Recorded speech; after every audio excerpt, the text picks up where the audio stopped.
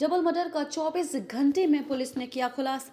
सगा भतीजा और पोता निकले दादा दादी के हत्यारे। कर्ज चुकाने पैसों के लालच में की है हत्या। आपको बताते चलें कि 6 नवंबर को कटंगी निवासी रमेश हाके और उनकी पत्नी पुष्पकला हाके का उनके ही घर में गला रेतकर हत्या करने का सनसनीखेज मामला सामने आया, जिसको पुलिस द्वारा मामले गंभीरता से लेते हुए उच्च अधिकारियों ने मार्गदर्शन में जांच शुरू की गई और 24 घंटे के अंदर डबल मर्डर के आरोपियों को गिरफ्तार किया गया।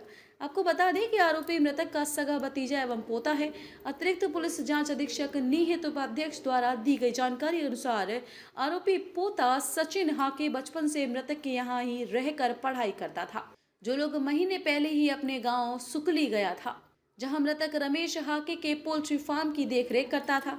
अतिरिक्त पुलिस अधीक्षक ने आगे बताया है कि मृतक का भतीजा दुलीचंद हाके जो गांव में निवासरत था, जिसके ऊपर कर्ज अधिक होने के कारण आरोपी ने अपने भाई के पुत्र सचिन के साथ यह योजना बनाई और रात्रि में कटंगी आकर गाड़ी पंचर होने का बहाना बनाकर मृतक को बाहर बुलाया और घर में दाखिल होकर घटना को अंजाम दिया और पैसों के लालच में आकर योजनाबद्ध तरीके से पहले पुष्पकला हाके का गला रेतकर हत्या की। उसके बाद रमेश हाके जैसे ही घर में दाखिल हुए उसका भी गला रेत दिया गया और घर से 1,15,000 रुपए नकदी सहित सोने चांदी के जेवरात चोरी कर ले गए हैं, जिन्हें आज सुकली से गिरफ्तार किया गया है। सर, दंपति की हत्याकांड का कटंगी पुलिस ने खुलासा कर दिया है 24 घंटे के अंदर। सर, किस तरह के इनपुट्स मिले थे, क्या क्या जानकारी मिली थी और कैसे आरोपी को पुलिस ने पकड़ा? जैसे आप सभी लोग जानते हैं, दिनांक 5/11/2025 की रात्रि को एक घटना कारित हुई ग्राम अर्जुन नाला वार्ड क्रमांक 2 कटंगी थाना क्षेत्र में। सवेरे सूचना प्राप्त हुई जैसी पुलिस को, तो पुलिस के द्वारा टीमें गठित करके हमें स्पॉट पे हम लोगों के द्वारा विज़िट किया गया। जब स्पॉट पे हम लोग पहुंचते हैं तो हम जो स्पॉट पे इंस्पेक्शन के दौरान हमें कुछ तथ्य जो सामने आते हैं, उसमें सबसे मेजर एक तथ्य ये था कि कोई भी फोर्स्ड एंट्री का कोई भी सबूत हमको नहीं मिला था वहाँ पर। घटना जो डेड बॉडीज़ थी, जो मृतक हैं और मृतिका के जो डेड बॉडीज़ थी, वो अलग अलग डायरेक्शन में थी और उनमें जो ब्लड स्टेन्स थे या फिर मारने का पैटर्न था, वो अन्य कई तरीके से उस बात का एनालाइजेशन हम लोगों के द्वारा किया गया। टीम्स बना करके हर डायरेक्शन में, जिसमें मेनली साइबर और सीसीटीवी एनालिसिस व मैनुअल इनपुट के चलते हम लोगों ने अपनी टीम्स को अलग अलग जगह पर डायरेक्ट किया। फिर रात तक हमें रिज़ल्ट्स मिलना स्टार्ट हुए, जिसमें हम इस नतीजे पे पहुँचे।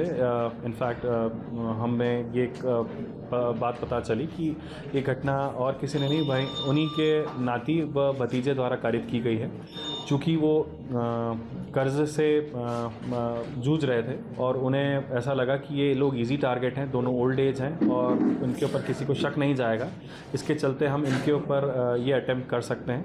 तो घटना वाली रात के दिन मृतक को, जो उनका नवासा है, जो हमारा आरोपी है, जिसका नाम है सचिन हाके, जो इनके मृतक के बिज़नेस को भी संभालता है और मृतक के खेती बाड़ी के काम और उनके भी इसके द्वारा मैनेज किया जाता है, उसको किसी बहाने से चौराहे पे बुलाया गया। चौराहे पे बुलाने के बाद में उसको ये गुमराह करने के लिए बुलाया गया था। मीनवाइल जब तक चौराहे पे इनका वेट करते हुए जो मृतक हैं वो चौराहे पे जाते हैं, वहीं मीनवाइल ये दूसरे गेट से एंटर होकर के दूसरी तरफ से आकर के घर में एंटर करते हैं।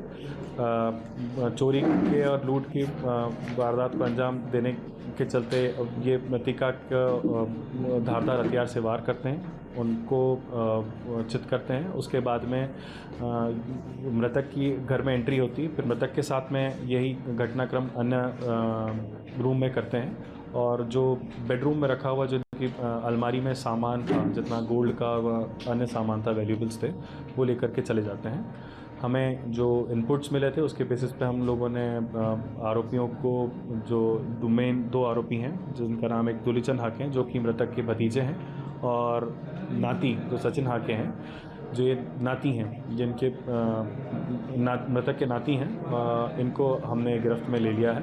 हमारी इन्वेस्टिगेशन जारी है। जो भी अन्य तथ्य निकल के आता है हम आपके सामने अंदर रखेंगे। सर, जैसे पता चला था कि वो घटना को अंजाम देने के बाद भी वो आम सामान्य होकर के वहाँ पे, तो सर उनके साथ कैसे हुआ? सर कैसे? शक जैसा कि मैंने बताया एविडेंसेस कलेक्शन रहता है, सीसीटीवी, साइबर व मैनुअल इनपुट। जैसा मैंने आपको बताया, मेन हमारा फोकस एसपी सर ने टीमें गठित करके इन डायरेक्शंस में आगे बढ़ाई थी। तो जब टीम्स ने जो अपनी फाइंडिंग्स देना स्टार्ट करा, तो हम एक सारी टीम्स के बेसिस पे और उनकी मदद से हम इस कंक्लूजन पे पहुंचे कि घटना इन्हीं दोनों के द्वारा कारित हुई। आरोपियों ने जिस मकसद से घटना को अंजाम दिया था, उसके बेसिस पर पुलिस ने क्या क्या बरामद की है? उनकी मेजरली हमको अभी तक ज्वेलरी बरामद हुई है। जो जितना ज्वेलरी है, जिसमें कैश भी कुछ है, करीबन 1,85,000 के आसपास का कैश है। उसमें कुछ ज्वेलरी व अन्य सामान भी हैं, हमने उसमें वो बरामद किए हैं। मोबाइल भी बता रहे हैं घटनास्थल से मृतक का गायब था। तो पुलिस जो सामान अभी जब्त नहीं हुआ है, वो सीजर का जो सामान है वो पीआर लेकर के अन्य सामान जब्ती की कार्रवाई करेगी।